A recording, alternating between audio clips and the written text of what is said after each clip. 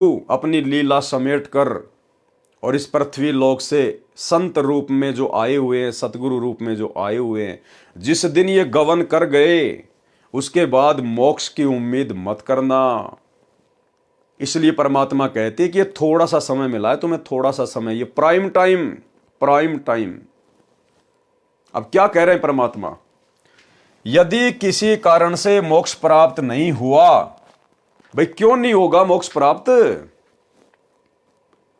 जिन भाई बहनों को ये शंका है कि ये पवन दास तो ऐसे ही अंट संट बोलता है, अरे गुरुजी ने कह रखा है ये भक्ति मार्ग हजारों साल तक चलेगा, हजारों साल तक, और 1000 साल तक आत्माएं मोक्ष प्राप्त करेंगी, मोक्ष प्राप्त करेंगी।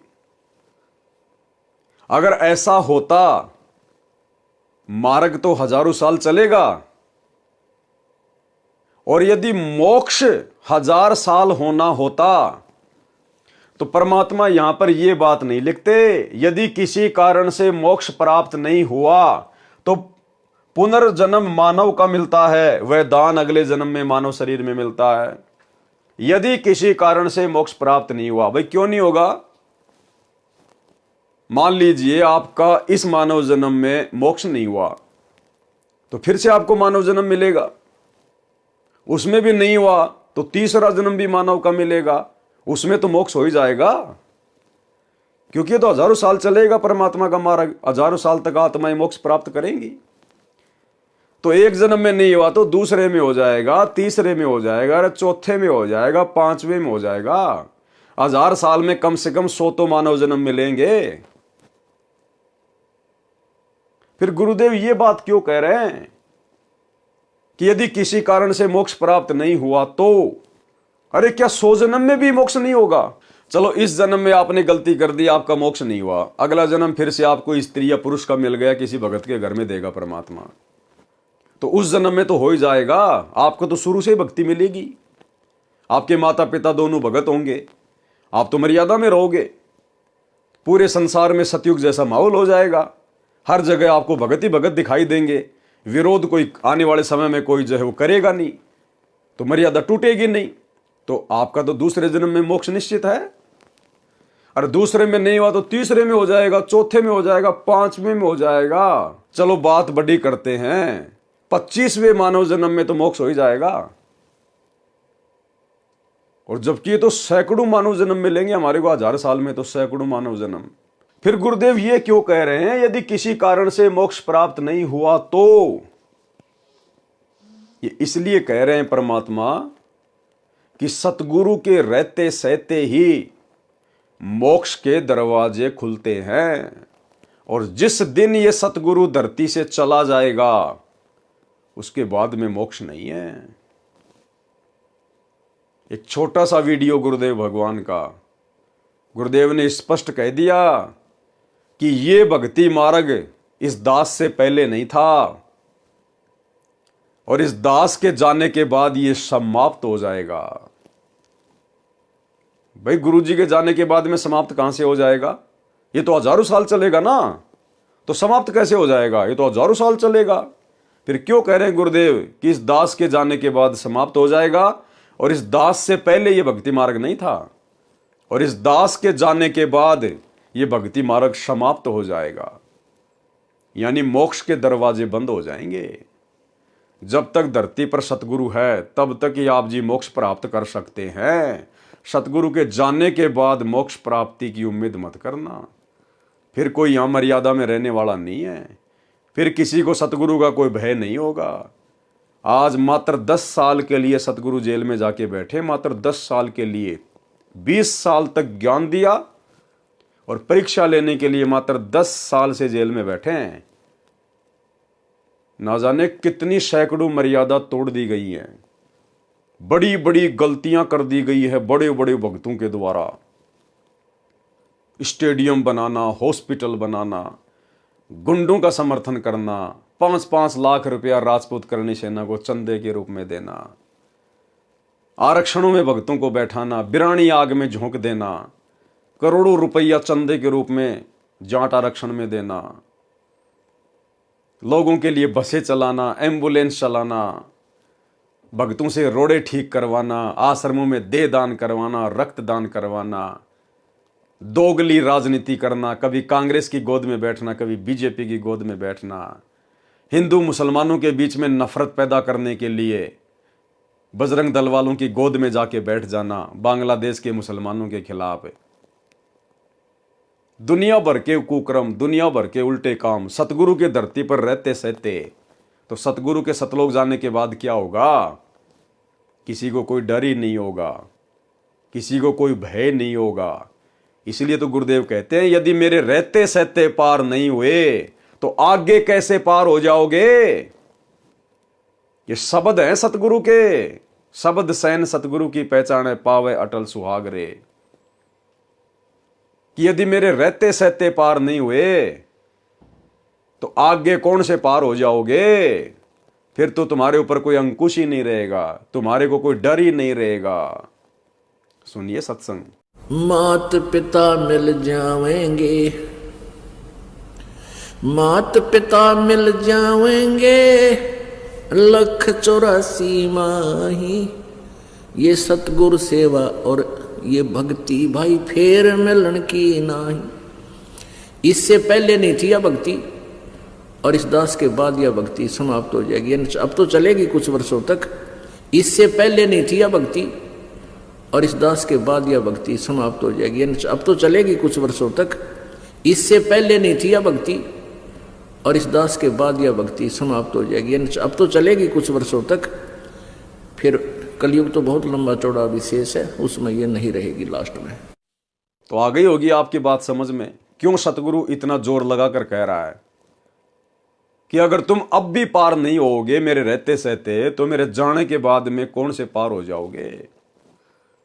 इसलिए गुरुदेव भगवान ने कहा है कि ये भक्ति, ये मोक्ष वाली भक्ति ना तो आज से पहले थी और मेरे जाने के बाद ये समाप्त हो जाएगी।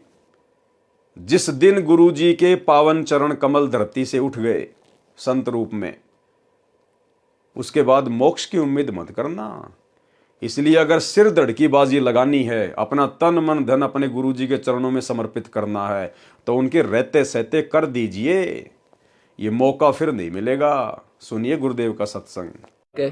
चलो मान ले ईब आपने सुख भी हो गया, रह भी गए और कंटिन्यूस 5-6 जन्म आपके मनुष्य के भी हो जाएंगे इस कमाई थे वर्तमान के भक्ति से। और आगे सरदार, क्योंकि आगे घटेगी जब दास यहाँ मौजूद है, अभी गलती करोगे तो आगे कौन से पार हो जाओगे तुम। और आगे सरदार, क्योंकि आगे घटेगी जब दास यहाँ मौजूद है, अभी गलती करोगे तो आगे कौन से पार हो जाओगे तुम। और आगे सरदार, क्योंकि आगे घटेगी जब दास यहाँ मौजूद है, अभी गलती करोगे तो आगे कौन से पार हो जाओगे तुम। अब तो हर तरह से मर्यादा आपको समझाता हूँ, ये बताता हूँ ये गलती मत करो, तुम्हें फाउल पॉइंट बताता हूँ कि ये गलत, ये पॉइंट फाउल है, तेरा नाम खंड हो गया। तो अब भी जर रह जाओगे तो फिर आगे कैसे पार होगे तुम। तो अब भी जर रह जाओगे तो फिर आगे कैसे पार होगे तुम। तो अब भी जर रह जाओगे तो फिर आगे कैसे पार होगे तुम। जब ये दास चला जाएगा सतलोक, फिर तुम पर अंकुश नहीं रहेगा, ज्ञान तो रहेगा, लेकिन कुछ ऐसी मर्यादा बन जाएंगी जो पुण्यात्मा बचपन से ही भक्ति अपने बच्चों को रंग में रंग देंगे, वो आने वाले समय में इतना जल्दी नहीं बिगड़ेंगे। और जो वर्तमान में बिगड़ जाएगा तो आगे गलती हुई पड़ी है स्थित है।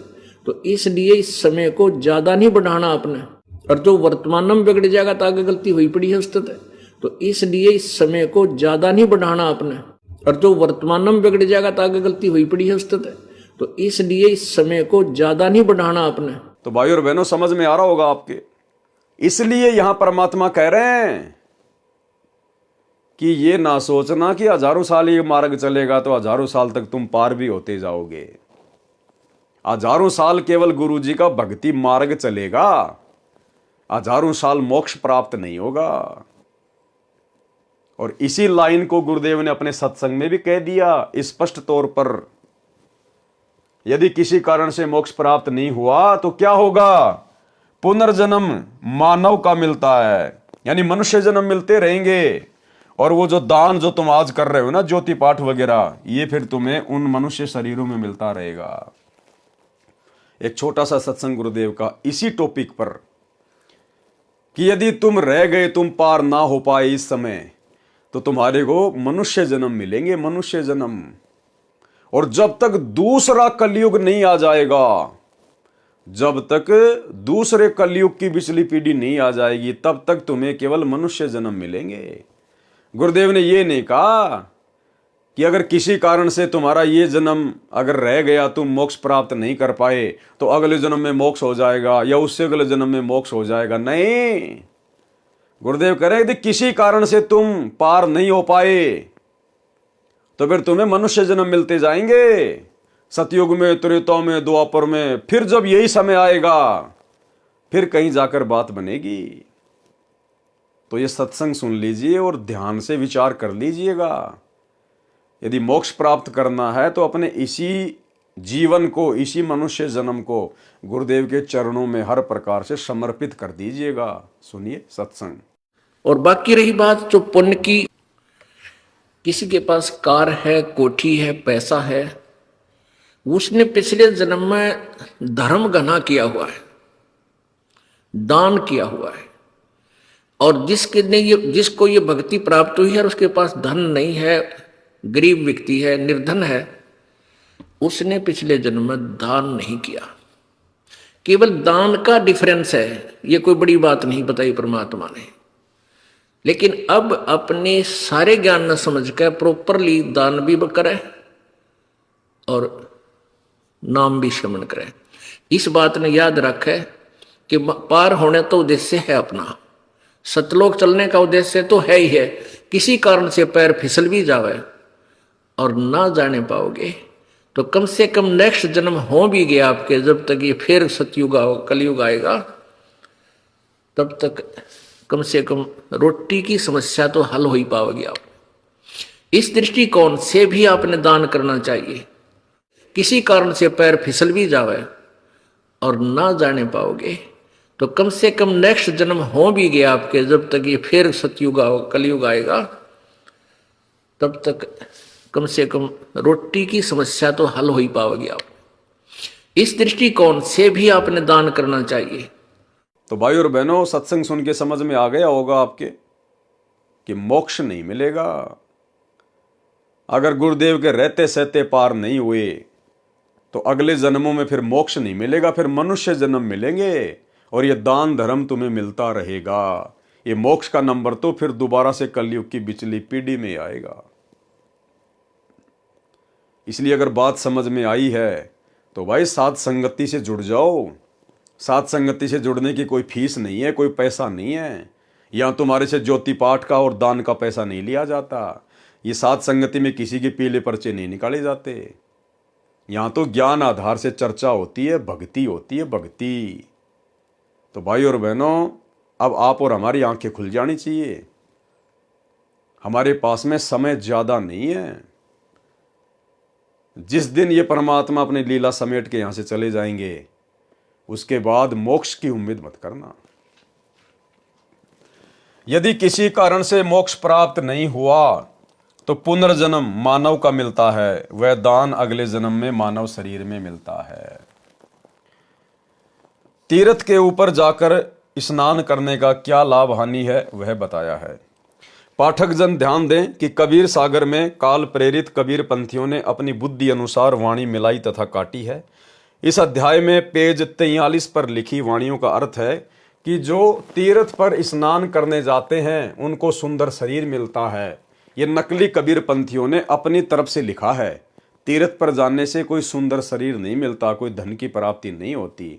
ये नकलियों ने काल प्रेरणा से जीव आत्माओं को भक्ति से भटकाने के लिए मिलावट की है। वो मिलावट बता रहे हैं गुरुदेव कि जो तीर्थ पर स्नान करने जाते हैं उनको सुंदर शरीर मिलता है, ऊंचे कुल में ब्राह्मण क्षत्रिय के घर में जन्म होता है। यह बिल्कुल गलत है। जैसा कि आप जी को पहले बताया है कि परमेश्वर कबीर जी ने अपनी महिमा का तथा भक्ति का यथार्थ ज्ञान संत गरीबदास जी, गांव छुडानी, जिला झज्जर, हरियाणा प्रांत वाले को दिया है। उनका ज्ञान योग दिव्य दृष्टि खोल दी थी। तब संत गरीबदास जी ने यथार्थ ज्ञान लिखाया है। तीर्थ पर जाने वालों को क्या मिलता है। गरीब तीर्थ बाट चले जो प्राणी, सो तो जन्म जन्म उलझानी। वो तो जन्म जन्मांतरों तक इसी प्रकार से उलझ पुलझ रहेंगे, उनका मोक्ष नहीं हो पाएगा जो तीर्थों पर जाते हैं। क्यों? जहां तीर्थ पर कर है दानम, जो तीर्थों पर जाकर दान धर्म करते हैं, ता पर जीव मरत हैं अरबानम, अरबों जीवों की हत्या होती है वहां पर।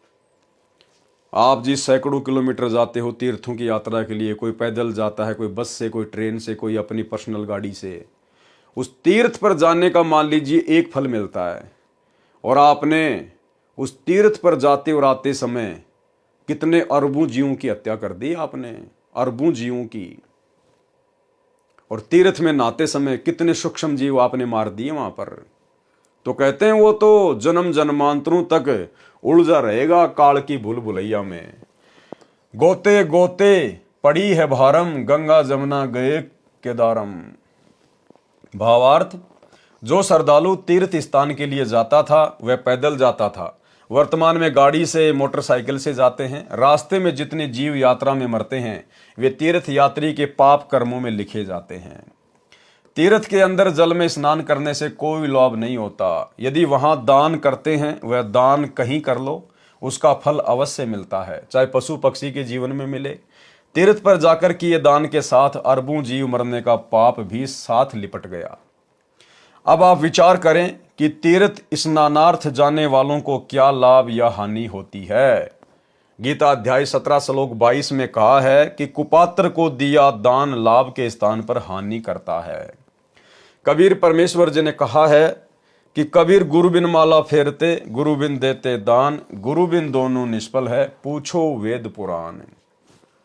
यानी दान केवल सुपात्र को दिया जाता है, ज्योति पाठ का पैसा केवल सुपात्र को दिया जाता है, और सुपात्र पूरी सृष्टि में केवल सतगुरु रामपाल जी हैं। इसके अलावा सब कुपात्र हैं, कुपात्र। और कुपात्र को दान धर्म का पैसा नहीं दिया जाता, ज्योति पाठ का पैसा नहीं दिया जाता है। और इन आश्रमों में जाकर आप भाई बहनों ने गुरुदेव के बेटा बेटियों को, इन कोऑर्डिनेटरों को, आश्रम संचालकों को, क्योंकि आपका दान बाद में इन्हीं के हाथों में तो जाता है।